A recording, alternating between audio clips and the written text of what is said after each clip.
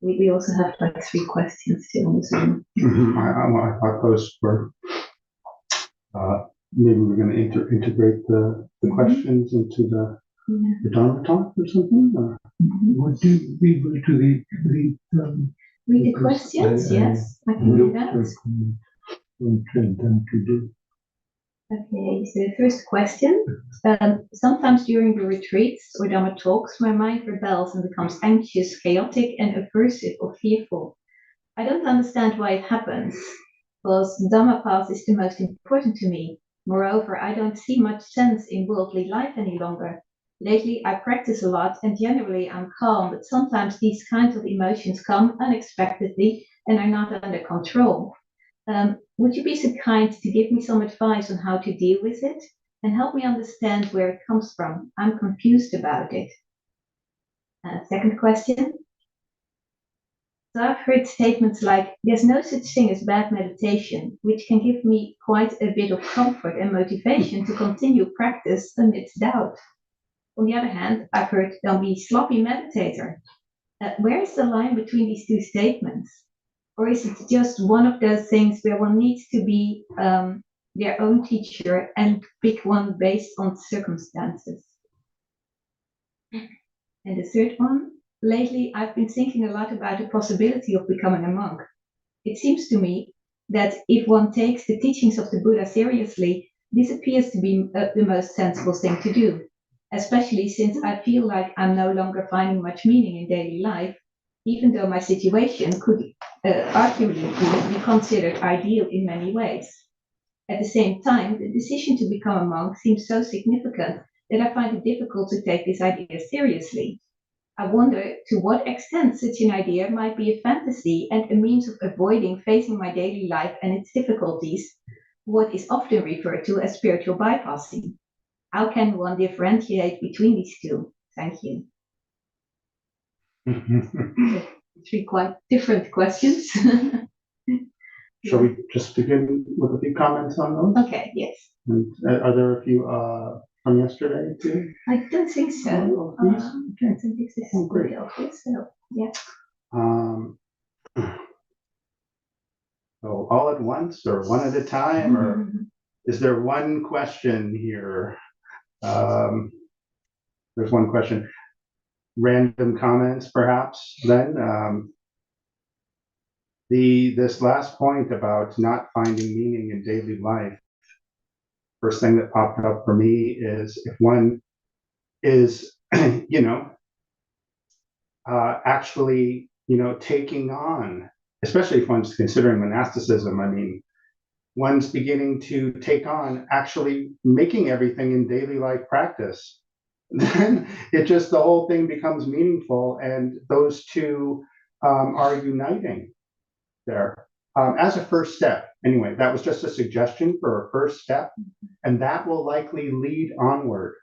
That's the thing, especially if these are sort of new ideas about, meaninglessness or a shift in priorities or, a monastic ideal, even, to realize the Buddha's awakening, that kind of a thing. If it's a more of a new thing, it can take a while to sort of see both those, immediate inspirations that we're having and also like a kind of a bigger picture.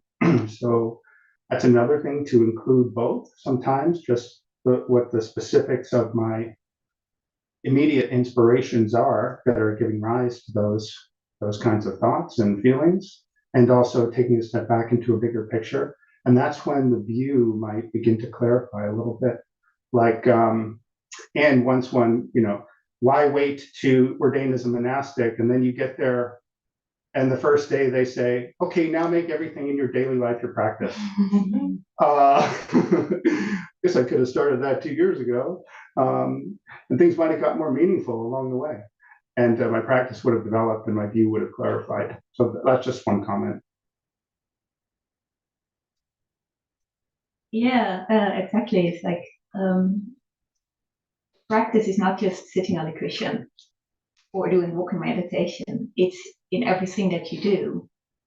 And how you like deal with your colleagues at work, or how you do things in your daily life, even how you make a cup of tea, even the simple things, anything you can bring in that mindfulness. And yeah, there will be many times where you get distracted or you're not mindful or whatever, and you just pick it up again. That's part of the practice, is to keep on doing that, and keep on reminding yourself. And you can bring elements in, like reading suttas or listening to Dhamma talks more, or, yeah, and making a little corner in your house for meditation. And you might have already done all these things, but yeah, every part of life then becomes part of practice, if we look at it this way. And the same thing in monasteries. If you think, like, when I went to monastery first time in 2008 into ordain, that was in Burma, and then I thought, like, okay, well, the life's going to be just sitting on a cushion all day long for the rest of your life. And well, in Burma, that was actually the case. but that's probably also because we were foreigners, and we didn't speak the language, and they had nothing else for us to do. So yeah, but normally in monasteries, that's absolutely not the case. There's a lot of stuff going on in monasteries. There's a lot of things that need to be done, and that's, yeah, if you come with an attitude, it's like, no, I came here to sit on my cushion, you're going to have a very difficult time, because that's not going to work. Because the practice has to be in everything that you do in daily life. When you start in a monastery, you usually end up in the kitchen cooking. And that's going to be your practice, is to cook, or to sweep, or to do whatever chores are necessary.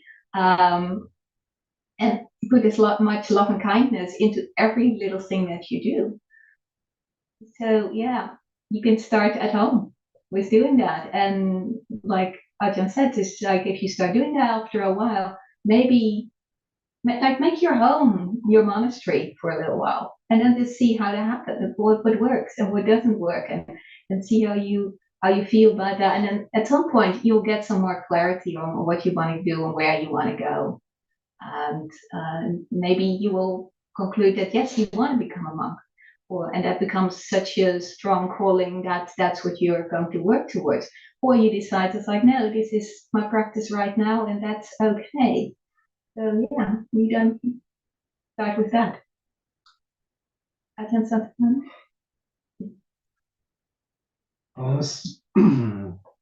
So yeah, the first question about the various emotions, reactions. Is it? Can we start with the third question first and then go back up? Okay. Instead of all at once?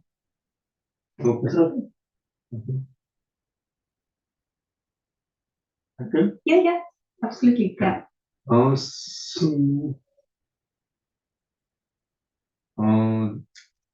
Yeah, I might have said this before as well, because I tend to say to almost everyone I talk to, for especially maybe people considering monastic life, if somehow one is able to keep one's focus on the purity of one's intention to practice, then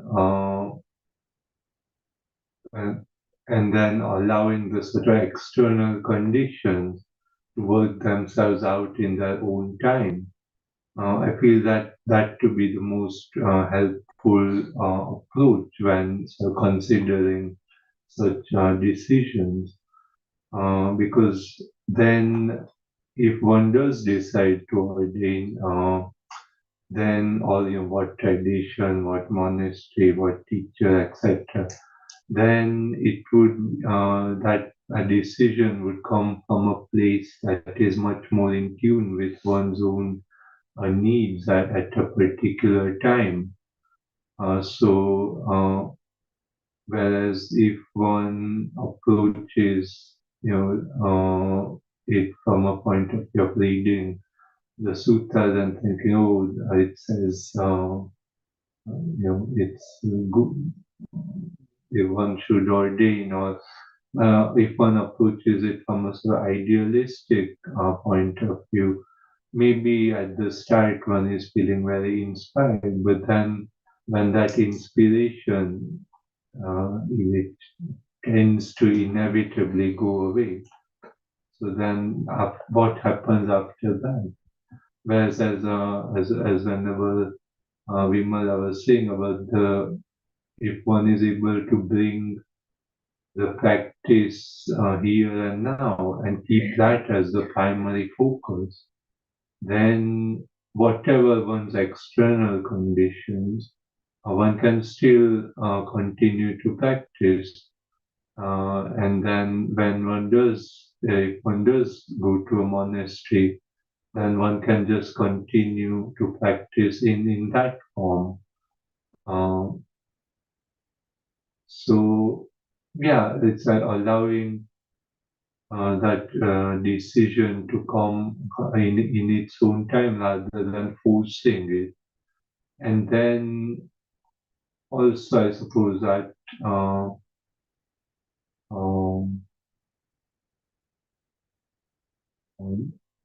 that also, I suppose, addresses that's a concern about, oh, am I just using this to escape my ordinary life, or I mean, usually, at least I've found, and people I've talked to, that monastic life isn't an escape. It's more like you get to meet everything you've been avoiding.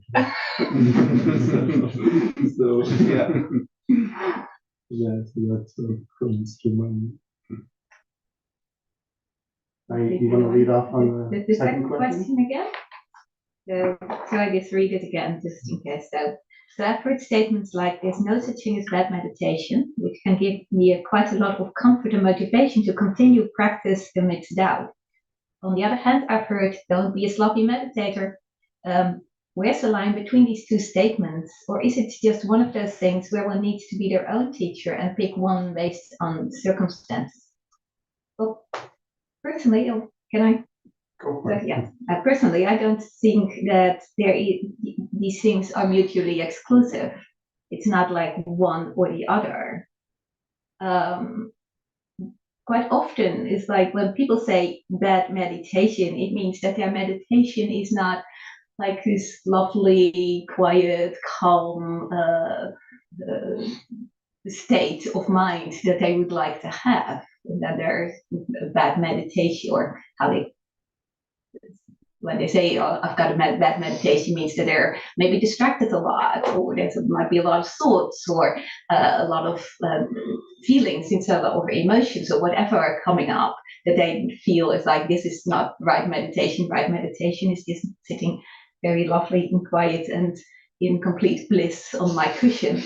And that's not the case. That's like what you call bad meditation is something that often you can actually learn more from.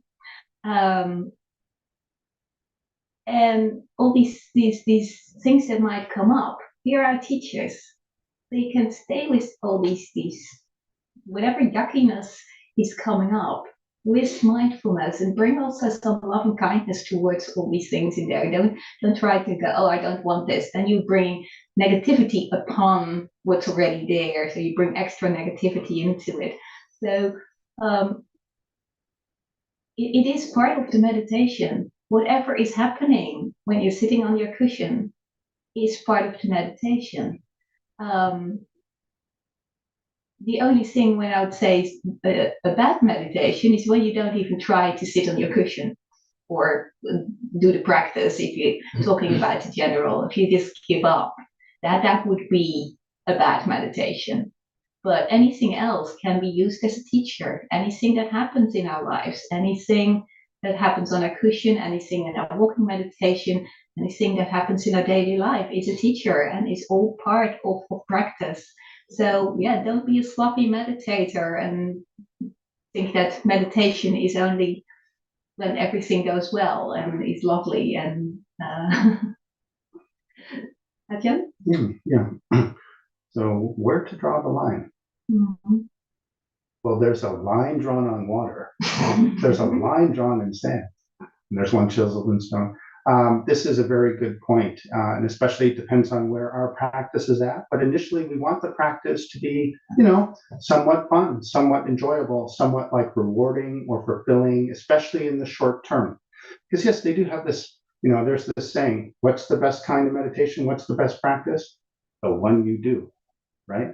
So in this question about like adapting to circumstances, it's a good general reflection, especially when starting a practice, like initiating a daily practice, or if we are just sort of new to the Dharma or to Buddhist teachings, and we're looking, what's this thing called the Eightfold Path? I mean, all of this is to just be tuning into what sort of is inspiring us and what we are looking for in practice or in meditation. That can be really key to which instructions are relevant to us at a particular time.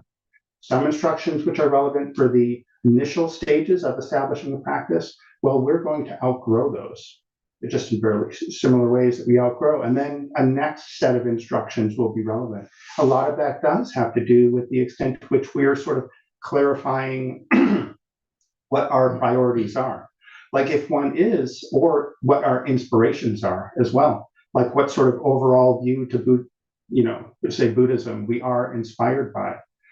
For example, this thing about like sitting on a cushion, if one is initially inspired to practice or to develop meditation, and what one's looking to do is develop non-distraction or one-pointed unification of mind or jhana or something like that, there will be a specific set of instructions that will help one to develop methodically and also fruitfully, like for example the elephant path, these classic instructions on how to develop, say, mindfulness of breathing with more and more stability of attention.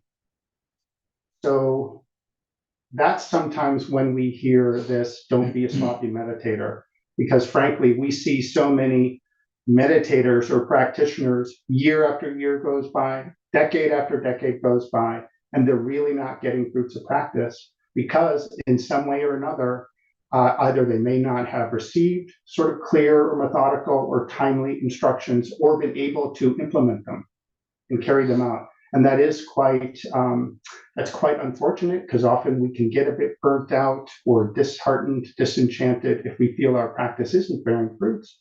So instead of sloppy, correct would be a better word. And also, suitability is a word they often use, like what's our character? So another example would be, and especially in like some of the later Buddhist traditions, you're not looking to focus, or concentrate your attention. You're looking to establish open awareness and relaxation. That is the technique that you start with. And so that has a whole different set of instructions. And as we mentioned earlier in the retreat, some approaches, your initial instructions are what you start doing, and some approaches are your initial instructions are what to stop doing. So if that's one's character or inspiration, relaxation is the way into deeper meditation for me.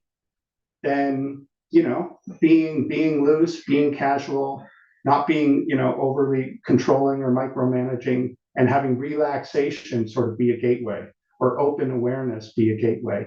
That's extremely effective for some and extremely timely, maybe in one's inspiration or just where one's at in one's practice or for life. So yeah, I think we got a general idea there. So that does have addressed that last phrase of like adapting to circumstances. That's very important for us to know our character, what's inspiring us, what we'd actually like to develop in the practice. And then there will be more like specifics about suitability of instructions there.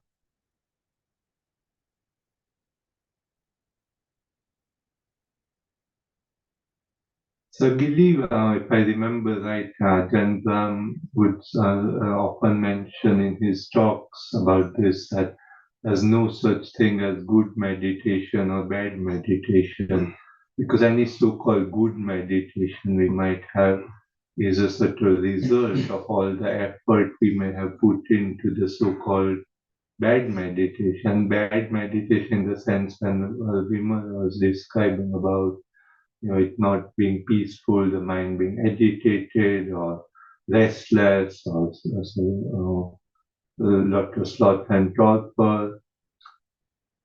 But then even in those sessions, if one continues to make effort or whatever effort one is able, just being with that mind state, coming back to the object of meditation, no matter how many times it goes away, or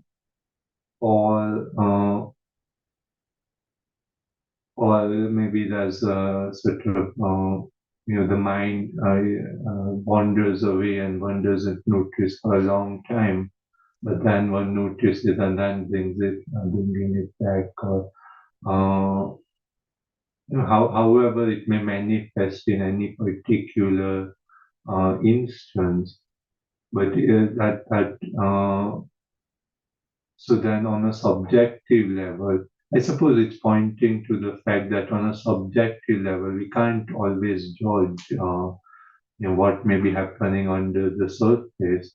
So on a surface level, it may seem very agitated or restless, etc. And then, but that sort of something, that peacefulness maybe suddenly appears as suddenly there's a sort of mind settles into a state of mindfulness, and we don't really know when what is going on under the surface. So then that effort, I think. I don't think I read it, but in Ajahn Chah's similes, he uses someone trying to make a fire with fire sticks, and they rob the sticks, and then it heats up, but then they don't keep going, so the fire doesn't start, and then they stop robbing the sticks, and then they start again, but still they don't keep going. So it's, yeah, I suppose that's what at least how I took to use that saying of there's no such thing as good meditation or bad meditation. Yeah, I think you in the question it said it you find it encouraging, and I feel that is its purpose, to encourage us to continue to practice. That little. Oh, well, if you're going to add something, I want to add something. In this format, it is so difficult to not say, oh, I should have said that. A missed opportunity. Anyway, it was just a very brief comment. I mean, to be very just like general or methodical, in the Eightfold Path, there are these three factors of right view, right mindfulness, and right effort. And those are like hallmark instructions we get to both be familiar with what, say, the Buddha or meditation teachings have to say about combining those three on how to have fruitful practice by balancing the effort. Remember, not too tight, not too loose, but to keep the friction going, that kind of a thing. And just how our view is evolving about what's suitable for us, what the meditation is designed to be doing. And so being mindful all the time to be sort of including those feedback mechanisms in our practice. I just want to mention that. I was thinking more out in a different way along the line of what Goenka always says in his teachings in the evening discourses is when he talks about people who do one technique for a little while or not very long, for maybe a week, and then this is not good enough for me. I'll try another one, and keep on going from one technique to another technique. And And that doesn't quite work either. You really have to give, like, if you think, okay, I'm going to try this tradition, this technique, really give it your best shot for quite some time, for like at least some months or years, and then evaluate how that is going, rather than to the one day it's like, oh, I've done this for 1 hour and it didn't work for me. So and then that happens quite a lot. So yeah, really give it your best shot, and really try to understand the deeper what this technique is actually doing for you. Yeah, just wanted to add that. Mhm. Mhm. Right. Next question. So sometimes during the retreats or Dhamma talks, my mind rebels and becomes anxious, chaotic, and aversive, or fearful. I don't understand why it happens, because the Dhamma path is the most important for me. Moreover, I don't see much sense in worldly life any longer. Lately, I practice a lot and generally I'm calm, but sometimes these things of emotions come unexpectedly and are not under control. Would you be so kind to give me some advice on how to deal with it and help me understand where it comes from? I'm confused about it. Will you start? Who, me? Yeah. I wanted you to start. All right, yeah. Well, the first thing that comes into my mind is that maybe you're hitting something there that you need to learn from. That's something that's actually quite important. But quite often, when what I really pick up on here is that you mentioned is that the mind is not under control. And well, maybe you're learning here that the mind isn't controllable. That the mind is a conditioned phenomena. You can't forcefully control it, and it is conditioned, and therefore we can also condition it in a different way. And that's basically what we're doing in the practice, is to learn a different way of conditioning. And yeah, and sometimes when we come to maybe a deeper stage in something, we come to something that we don't want to see, or that we don't want to, that is somehow fearful to us, something that triggers something that comes up that is just scary to us, and we want to run away from that, and we don't want that, we want to get rid of that. And then you bring in this aversion towards these feelings as well. But so, and it's not actually what you're experiencing so much in meditation as your attitude towards it. Your attitude is with, like, just staying with it with love and kindness, with a little bit of distance, as if you, like, almost like if you're looking at these things as not you. It's just this part of this conditioned phenomenon that you call you, and just looking at it from a little bit of a distance and go, oh, what's going on here? With a lot of patience, with this inquisitiveness, like a scientist observing, like, oh, there's this feeling here. What's going on there? It's fearful, anxiety. It's not very pleasant. Where do I feel it in my body? Staying with that feeling, and that might take a long time. And sometimes it takes a while, and then it disappears, comes back again at some other point. But the more you do it, the more that changes these feelings. It becomes, right, over time, it becomes a bit less and disappears. Might come back again, but with a little bit less force. So all these things are part of our practice. And this, I think, it also ties in with what we talked about before, the previous question. It's not so much about what you're experiencing, but what attitude you have towards that. Everything is part of the practice. Yeah. Yeah, there's sort of there could be like general or specific, more specific.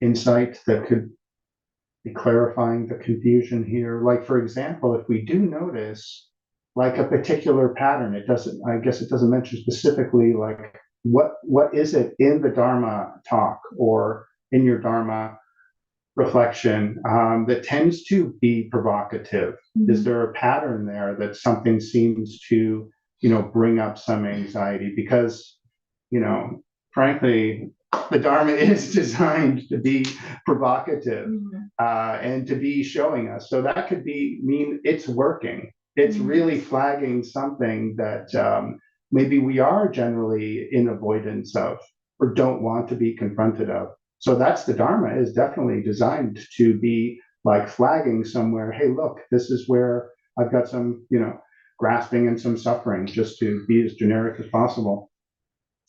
So that could be a good thing, especially if we notice a particular pattern, or even these three characteristics, impermanence or change. Well, this really seems to trigger something because I'm insecure about change right now, or letting something go, or I've just lost something, or things like that. So one could use, that with a little more insight and discernment to see if it is revealing sort of more substructures of our emotional dynamic. That's a bit more of a specific, but do keep in mind that, and this does have to do with our temperament, how direct a path we want. Just like climbing a mountain, you can take the switchbacks or you can scramble up. So it depends on, how impatient we are to get to the top there, so to speak. And just, how confrontational we are able to be or want to be with the Dharma in that way, having it be provocative to reveal cravings, insecurities, anxieties. And so it might be the case that we are moving too quick. We can't quite keep up. And so we could step it down a little or do some more gentle practice like that focuses on a lot of the positivity themes in the Dharma, and joy and, goodness and good ethics and virtues and rejoicing in what is skillful and positive like that. And that could help to balance things out a little. If it feels too confrontational or there's too much negativity vibes for us at the moment. And yes, in a more general sense, when one is feeling up for the task, to just be including those feelings, in some of the more general themes of Dharma, like impermanence or letting go, or, seeing that a lot of those emotions do arise, because I care and because I feel vulnerable. And those are very special insight themes too, that really open up to a lot of deep acceptance or equanimity, or even, joy of celebrating deeper insight into the nature of our whole experience.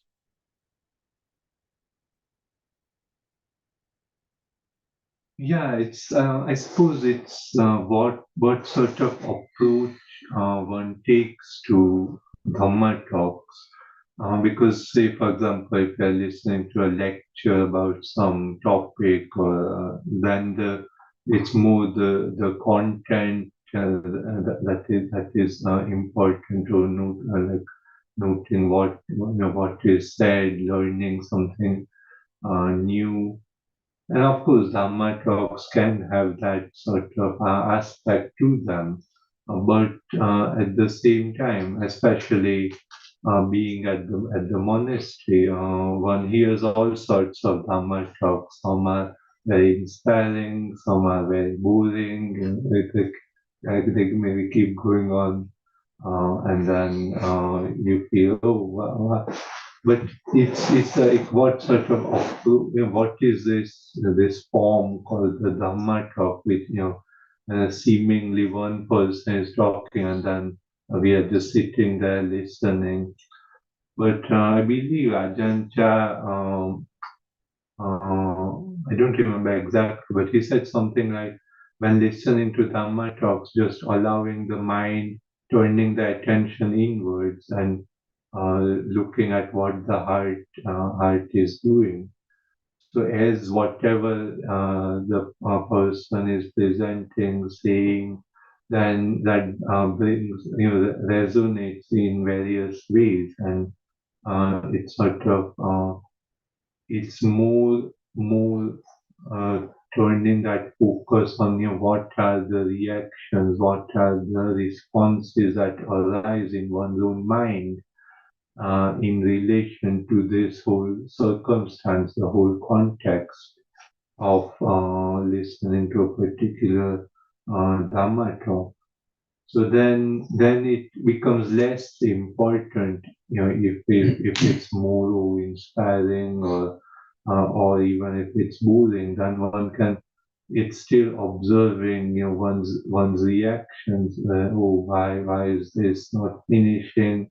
I want to go somewhere else. I want to do this, or if something is said, like I was saying about being challenging something within us, or something that we might not be looking at, or so it's using this sort of form of Dhamma talk, be it good, be it bad, be it something we agree with or something we disagree with.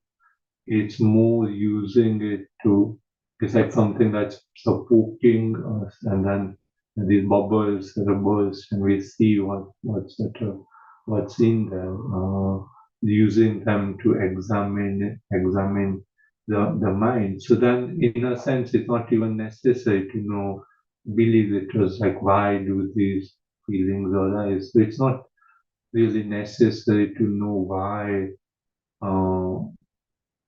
they might be arising, but just noticing them, observing them, what are these feelings. So then it becomes more of a dialogue, rather than a sort of one person talking, and uh, uh, so that's whatever is being said, and then what responses uh, that evokes in us, and for us to try and keep the attention on those responses. So, so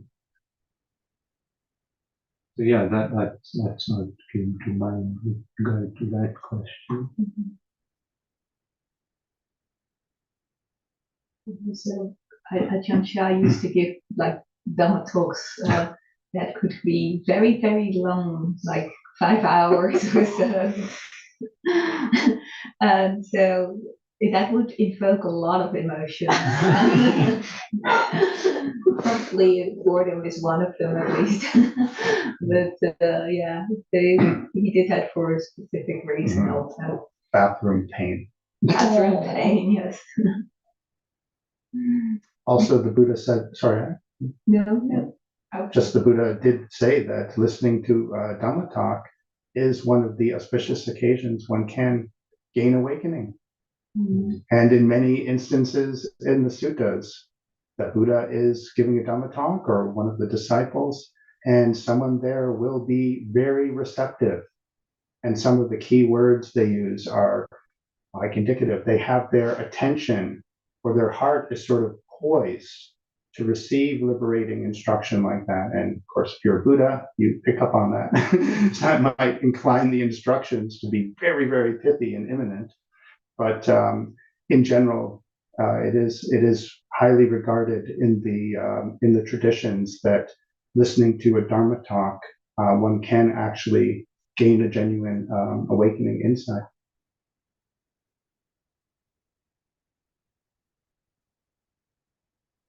The last of our question. We have still 20 minutes. Is it time for the thread ceremony? So yeah, we can do that. It's maybe good then that we do finish at around 11 also with the lifts and train and all the household things. So, Well, could I just say a few words? Of course.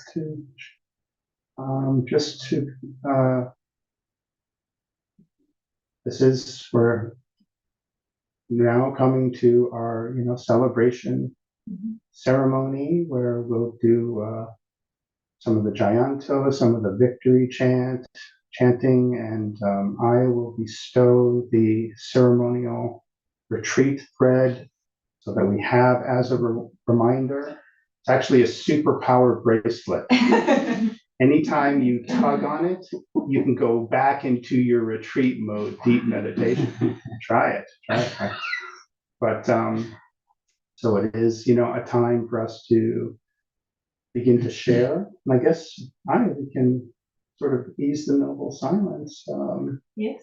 Begin to ease the noble silence here. We just, especially explicitly, will be reflecting on our experience and the gratitude and appreciation that we have for it, and acknowledging our rejoicing in our very good intentions to come here to develop our meditation and practice, and all the auspicious supports which we've had to be able to come together like this. Some of us have come from far and wide, and this is a really significant opportunity to be able to practice in a focused way with a, in a monastery, with a retreat support community and like-minded practitioners, and all practicing together, and to be celebrating the excellent Buddha Dharma like that. So it's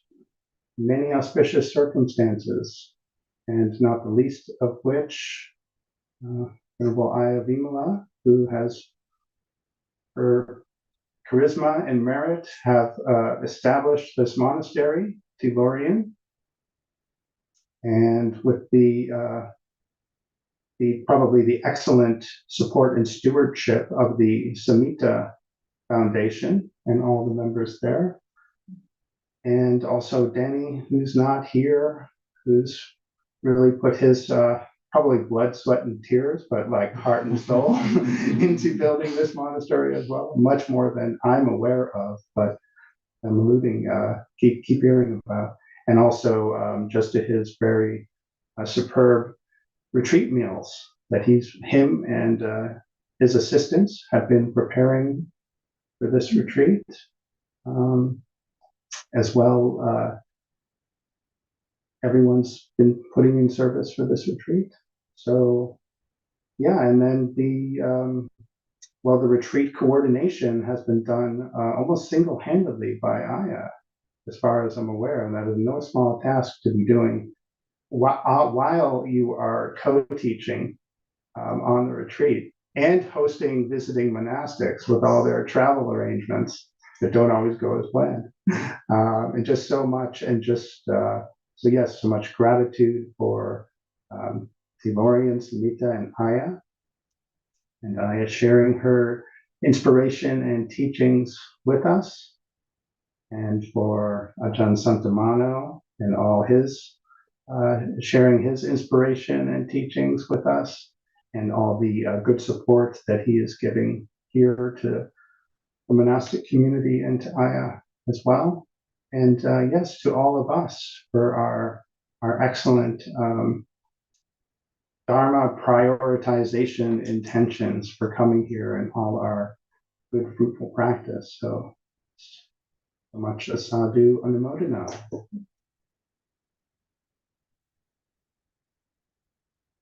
I'd like to say a few words as well, first of all. So thank you very much, Ajahn Bodhisattva, for coming all this way.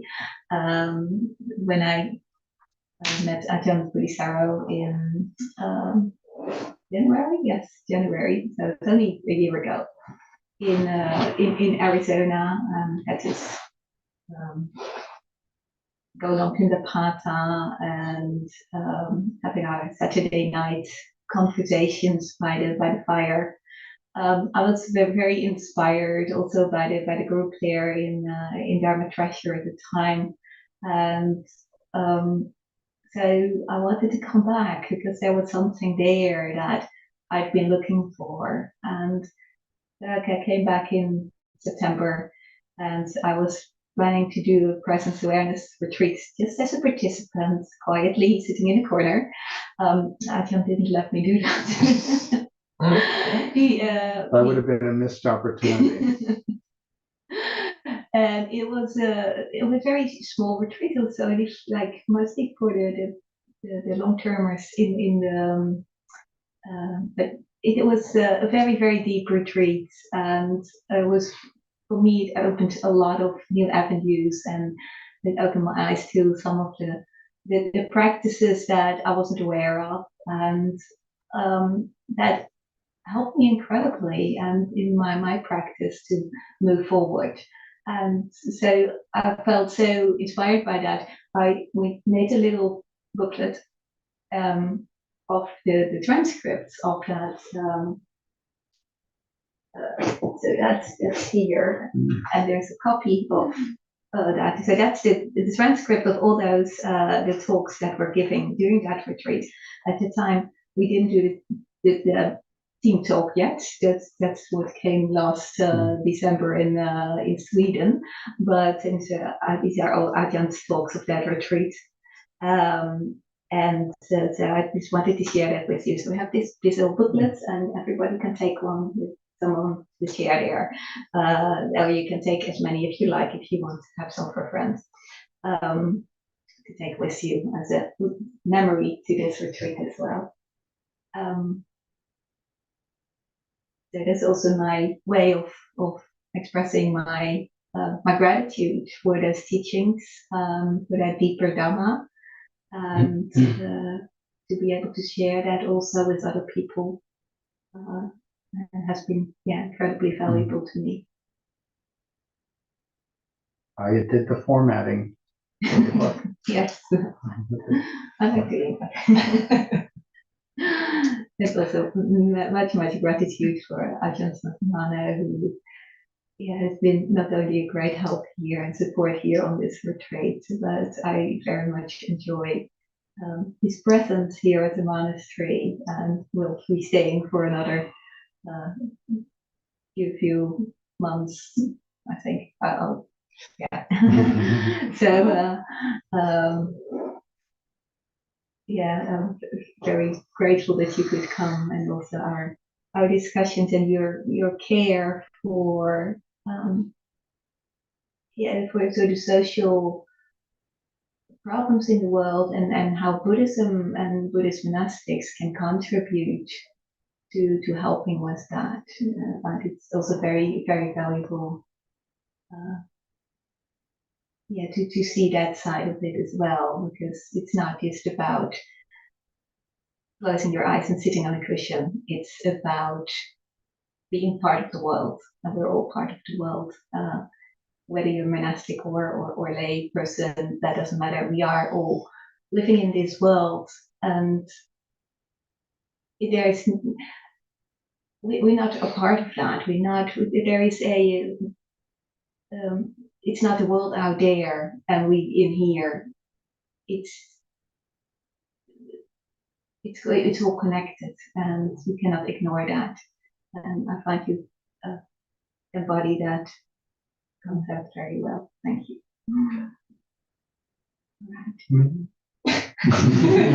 We may. You're welcome to We may say gush, gratitude. we may gush gratitude and praise at your heart's content. Now's the time. Yeah, it's like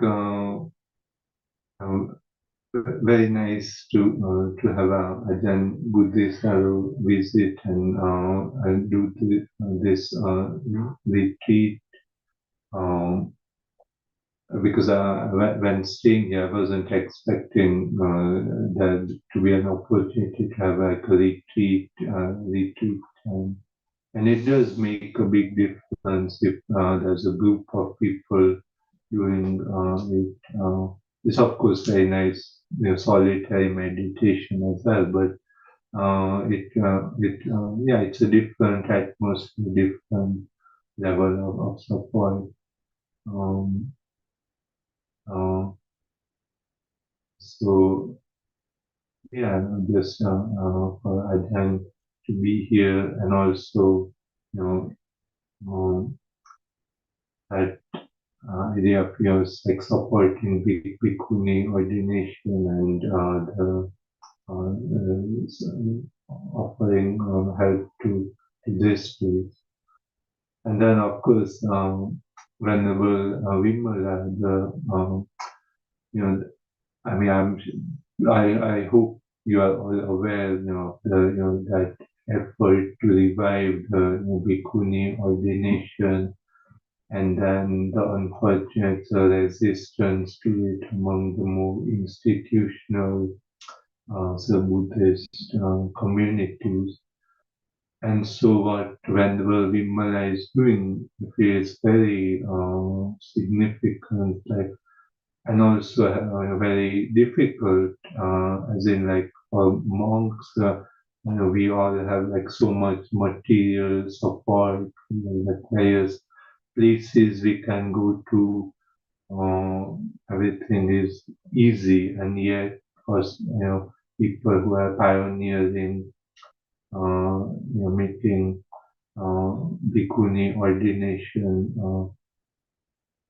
reality in the world again, making putting all the effort into making physical places where people who are bhikkhunis can go and stay, and offering teachings, also bringing like that idea of inclusivity,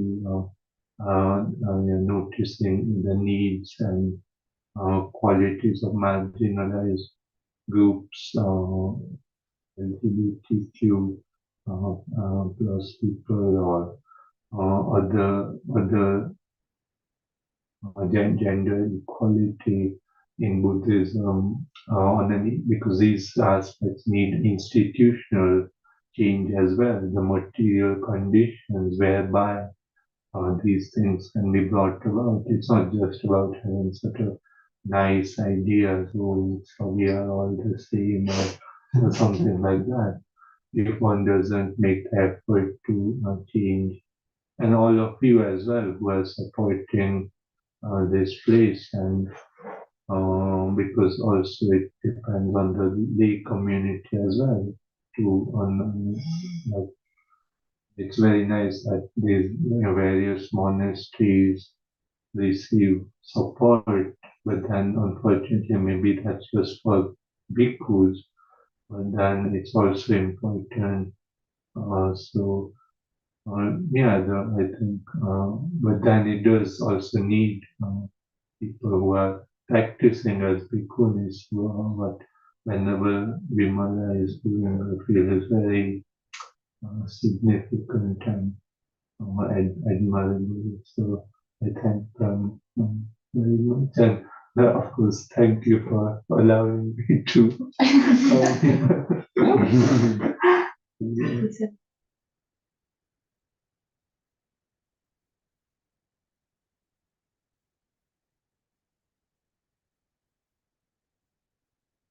So I can actually started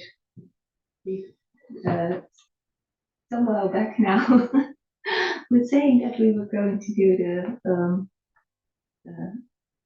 how do you call it, the Thread ceremony? Yes. So we have all these lovely threads, which actually have been donated by Ayapun Sirivara from Thailand. And she's left me with quite a few of them, so we've got plenty for everyone.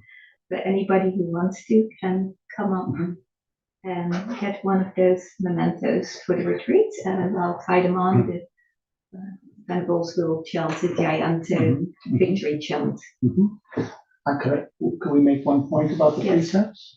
Everyone, it seems, has been very, very good, excellent at keeping the retreat precepts here, both the noble silence and the 8 precepts that we've undertaken.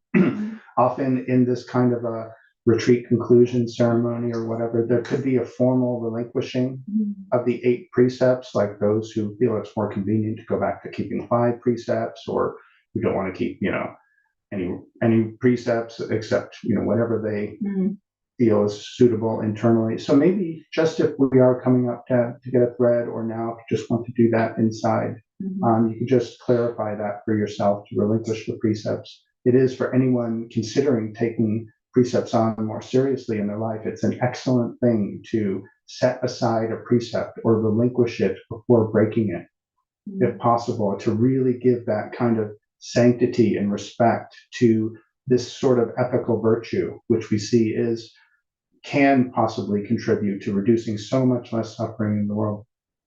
Really revering that as a virtue, and even on our shrine that we're buying to.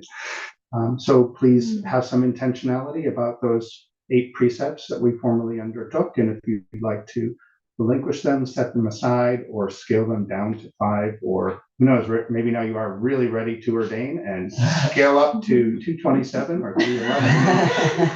So, okay. Yes, Thanks. and I asked this to people who are going to stay here to keep the 8. Right. That's a good point. Okay. Yes. Yes. Can we chant along? The Jayanto? Sure. Sure. I don't know if it's in there actually. This is one of the classic Rita, sort of the celebration chanting that they do in Thailand. It's in celebration and reverential reverence of the Buddha's awakening under the Bodhi tree. I don't think it's in the chanting book actually. So,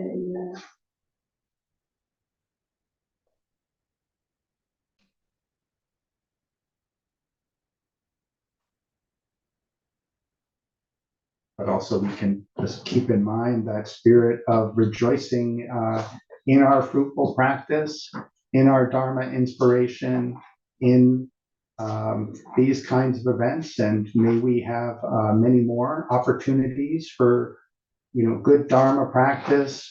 May we stay connected with teachers, teachings, and community that inspire us in our Dharma practice and help us to go deeper in our Dharma practice, and just holding that spirit of rejoicing and that excellent intent. Okay. Mahakaruniko Nato Itaya Sabapanino Ureta Parami Sabapato Sambodhimuttamam Etena Sachavajena Hotu Te Jayamangalam Jayanto Bodhiyamule Sakayanang Nandivadano Evam Tavam Vijayo Hijaya Sujaya Mangale Aparajita Palang Kesi Se Patavipokare Abhiseke Sababudanang Agapato Pamodati Sunakatang Sumangalang Supabatang Suhutitang Sukano Sumuhuto Chasuitang Brahmachare Supadakinang Kaya kamang baca kamang padakinang mano kamang panidite padakinani katavana lapantate Padakine Jayanto Bodhiyamule Sakayanang Nandivadano Evang Tavang Vijayo Hijaya Sujaya Mangale Aparajita Palang Kesi Se Patavipokare Abhiseke. How would you do me too? And we'll do one over here. Abhiseke Savabuddhanam Agapato Pamodati Sunakatang Sumangalam Supabatang Suhutitang Sukano Sumuhuto Chasuyitang Brahmachare Supadakinam Kaya kamang baca kamang padakinam mano kamang panidite padakina padak. Can someone give you a thread too, Elizabeth? you come do a third prana. Katavana lapantate padakine jayanto bodhiyamule sakayanang andivadano evam tavam vijayo hijaya sujaya mangale aparajita palanke si se patavipokare Abhiseke Sababudanam Agapato Pamodati Sunakatam Sumangalam Supabhatam Suhutitam Sukano Sumuhuto Chasuyitam Brahmachare Supadakinam Kaya kamang vacha kamang padakinam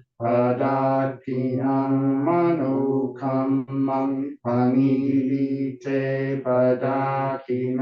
padakinani katavana lavantate Padakine bhavatu sabamangalang rakantu sabadevata sababhutanubhavena sada soti bhavantu te bhavatu sabamangalang rakantu sabadevata Sabadhammanubhavena sada soti bhavantu te bhavatu sabbamangalang rakantu sabadevata sabbasanghanu bhavena sada soti bhavantu te.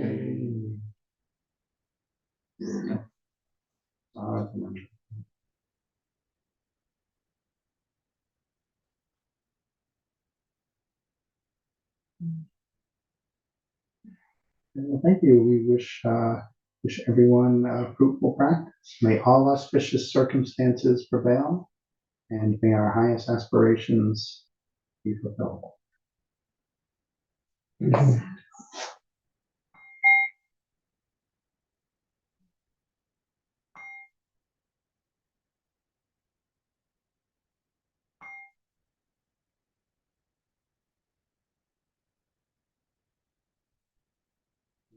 Do a closing chant? Yes, yes, yes. I'll do this at closing. I like it.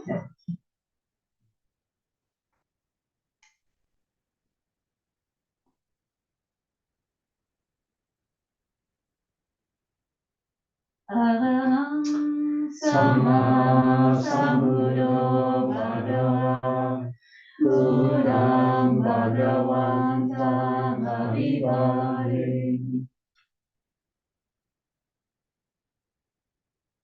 Swakato bhagavata dhammo dhammam namassami Supatipanno bhagavato sangha sangho sangham namami